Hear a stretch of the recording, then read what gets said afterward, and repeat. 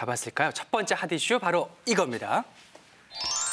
자, 건강 지표의 함정, 체중, 혈압, 혈당, 정상 수치만 믿지 마라. 이게 무슨 내용일까요?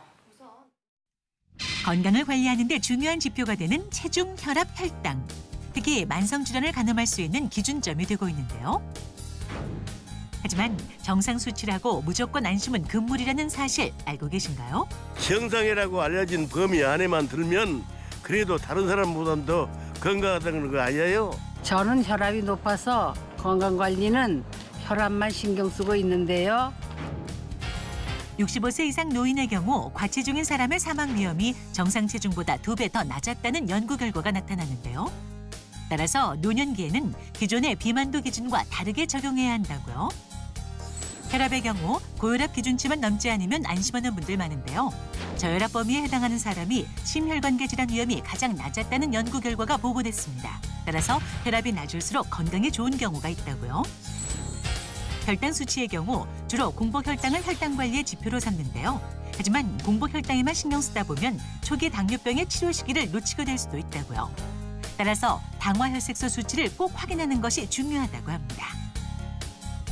철석같이 믿어왔던 건강지표의 비밀, 지금 스튜디오에서 파헤쳐봅니다. 아니 이게 무슨 소린가 하시는 분들 많으실 것 같아요. 예. 우리가 정상 수치가 아니면 그 속에 들어가기 위해서 애쓰고 또 정상 수치가 나오면 어느 정도 안심하게 되는 게 사실인데 이 기사 어떻게 봐야 할까요, 교수님? 우선 의학적인 관점에 있어서 정상 수치라는 거는요. 과거에 시행되었던 많은 연구들을 통합한 어떤 평균 정상 수치와 같은 거예요.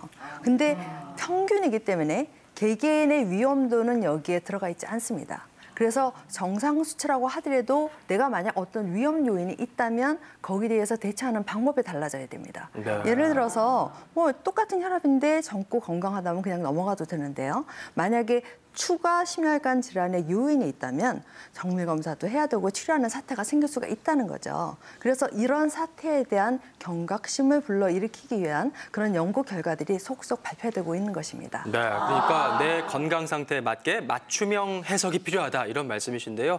물론 뭐 젊거나 건강하거나 가족력도 없다면은 정상 수치 안심해도 되겠지만 특별히 좀 더 신경 써서 이 수치를 해석해야 되는 분들이 계시죠, 안 교수님? 그렇죠. 우리가 이제 보통 그 65세 이상의 노인들 같은 경우에 보면 혈압이 정상이라 하더라도 보통 우리가 수축기 혈압만 갖고 따지게 되거든요. 근데 이완기 혈압이라고 해서 아래 혈압이 낮는 경우가 많습니다. 근데 우리가 이제 수축기 혈압이 뭐 130 정도 돼서 정상이라 하더라도요.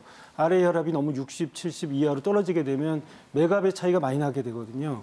이런 경우에 오히려 이제 심혈관계 질환의 문제가 생기기 때문에 나이가 드신 분이라든지 또 여성들 같은 경우에 갱년기가 되게 되면 실제적으로 혈당 이런 거 다 검사해봐도 다 정상으로 보이지만 실제적으로 호르몬의 불균형이 있거든요. 그러니까 우리가 미병이라고 해서 아직 병적인 상태는 아니더라도 수치상은 정상이라 하더라도 내부적으로 호르몬의 불균형이 있을 수 있기 때문에 정상 수치라고 해서 무조건 안심할 수는 없습니다. 네. 아무리 그렇다고